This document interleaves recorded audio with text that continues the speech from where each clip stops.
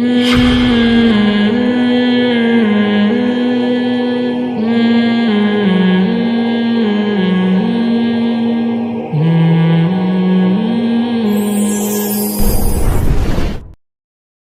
سے دماغ کیا ہوگا؟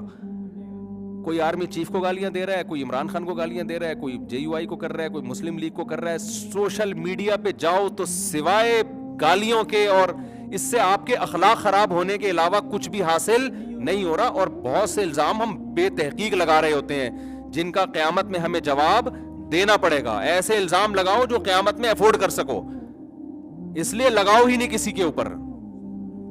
کسی کے سربراہ کو برا مت بولو, برا بولو گے تو پھنسو گے, آپ چپ رہو گے تو نہیں پھنسو گے.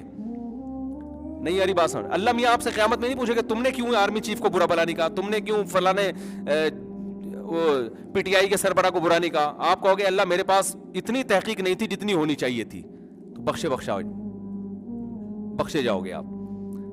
اور اللہ نے پوچھا اچھا تم نے مسلم لیگ کے فلانے کو برا کیوں کہا تھا, آپ نے پی ٹی آئی کے سربراہ کو برا کیوں کہا تھا, آپ نے جے یو آئی کے سربراہ کو برا کیوں کہا تھا, آپ نے چیف آف آرمی کو برا کیوں کہا تھا. آپ کہیں اللہ میں نے اس کا بیان سنا تھا صحافی کا, اس نے ایسی زبردست رپورٹ پیش کی تھی.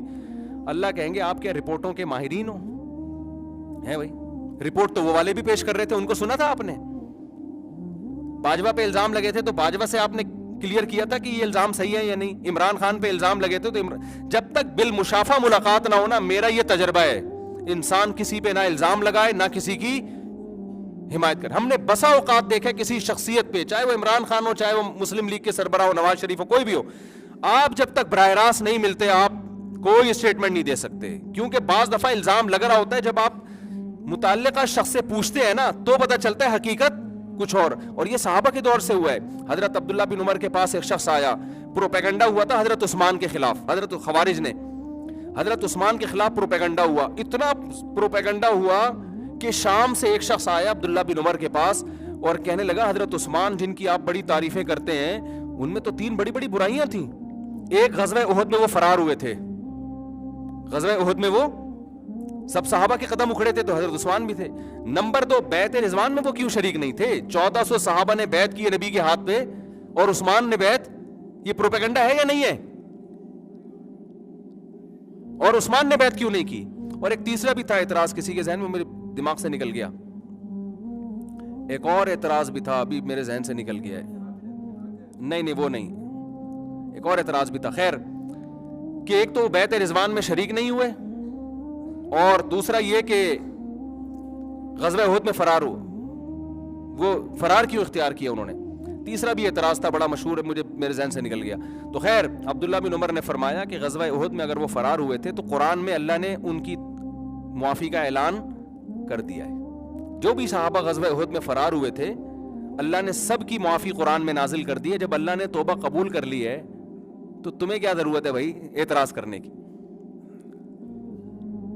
اور دوسری بات یہ کہ بیعت رضوان میں جو حضرت عثمان شریک نہیں ہوئے اس کی وجہ یہ تھی کہ نبی صلی اللہ علیہ وسلم نے مشرکین سے مذاکرات کے لیے اس شخصیت کو بھیجا جو آپ کی نظر میں سب سے محبوب. تو حضرت عثمان چونکہ بہت زیادہ محبوب تھے اس لیے ان کو سفیر بنا کے بھیجا ہے.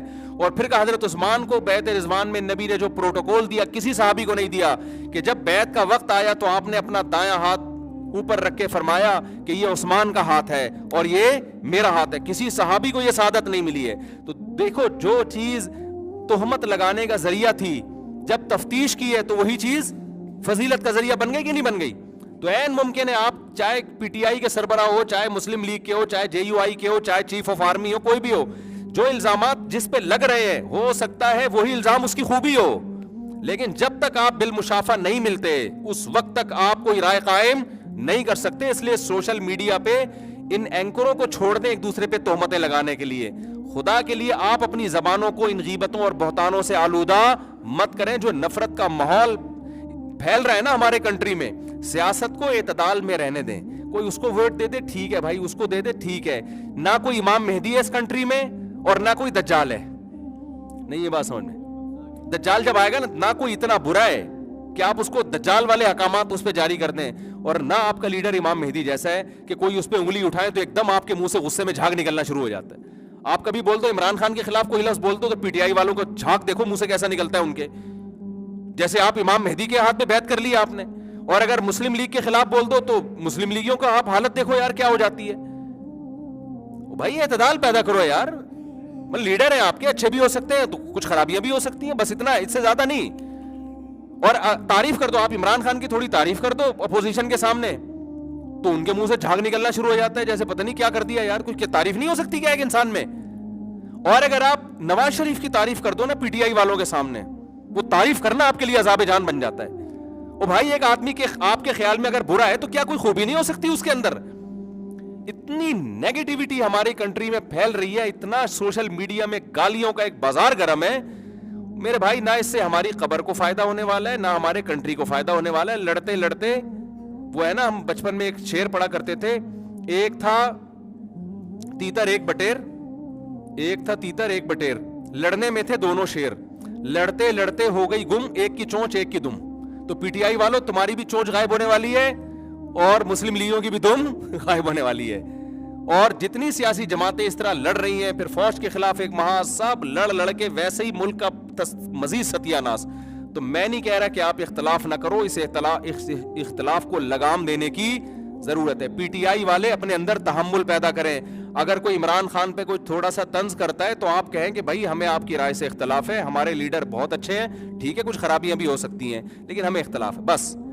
اور اگر کوئی پی ٹی آئی والا نواز شریف پہ طنز کرتا ہے تو مسلم لیگ والے بولیں کہ بھائی ٹھیک ہے, ہم نے کب کہا کہ وہ فرشتے ہیں, لیکن آپ کی رائے سے ہم اتفاق نہیں. اس سے زیادہ آگے نہ سیاست دانوں کو لفٹ کراؤ اور نہ اپنے لیڈروں کو فری کراؤ. سمجھتے ہو یہ جذبات امام مہدی کے لیے رکھ دو آپ, جب وہ آئیں گے نا پھر ان پہ کسی کو طنز کی اجازت نہیں ہوگی, وہ تو اللہ کی طرف سے ایکٹڈ ہوں گے نا. جب تک نہیں آ رہے تو ہم جیسے ہی لوگ ہیں بھائی. وہی بس چھوٹا سا ایک واقعہ بتا کے بات ختم کرتا ہوں. وہ ایک ہارون رشید جو ہے نا خلیفہ, وہ جا رہا تھا بڑی شاہی سواری میں نا, تو آج کل لوگ سیاسی لیڈروں کو بہت برا بھلا بھی کہتے ہیں, تو اتنا بھی برا بھلا مت کہو بھائی, اتنا بھی نہیں کہو, تھوڑا سا اعتدال سے کام لو. کچھ خوبیاں بھی ہوتی ہیں, ہر ایک میں ہوتی ہیں. تو وہ کیا ہے کہ وہ ایک ہارون رشید جا رہا تھا گھوڑے پہ, تو بڑی جاؤ جلال والی سواری. تو ایک شخص نے لگام پکڑ کے بولا کہ تو زیادہ بہتر ہے یا عمر بن خطاب بہتر تھے؟ اس نے کہا ظاہر ہے عمر بن خطاب بہتر تھے. انہوں نے کہا ان کے تو کپڑوں پہ پیوند لگے ہوتے تھے, وہ تو گدھے کی سواری پہ ہوتے تھے, کوئی پروٹوکول بھی نہیں ہوتا تھا, اور تو ان سے کمتر ہو کے یہ جاؤ جلال, تجھے شرم نہیں آتی؟ انہوں نے کہا عمر بن خطاب کی حکومت تھی ابو ہریرہ جیسے مسکینوں پر. تو عمر بن خطاب کو لوگ کیسے ملے تھے؟ ابو ہریرہ جیسے لوگ تھے نا.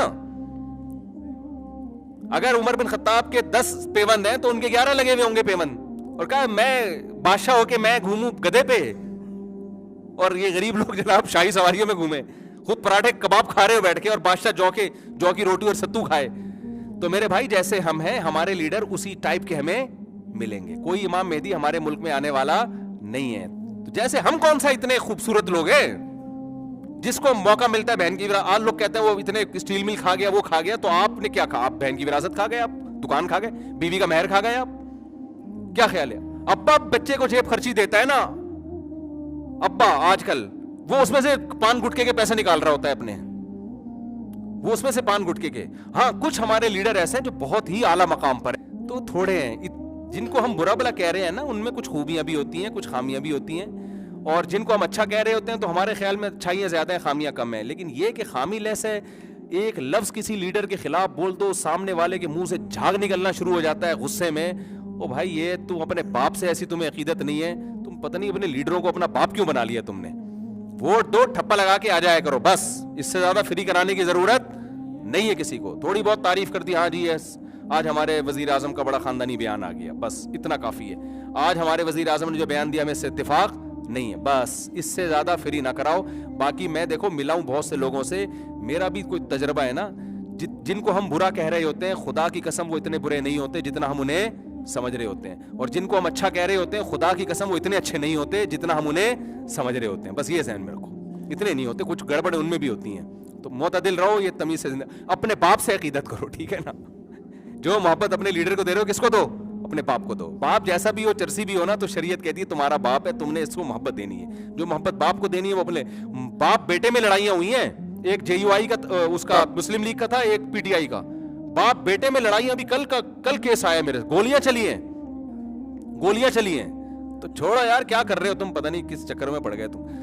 تو بس اچھے ہیں, تھوڑے سے برے بھی ہیں, جو برے ہیں تھوڑے سے اچھے بھی ہیں، بس اتنا ہے، اس سے زیادہ نہیں۔ اللہ سمجھنے کی عمل کی توفیق دے، ہم تو یہی کہہ سکتے ہیں بھائی۔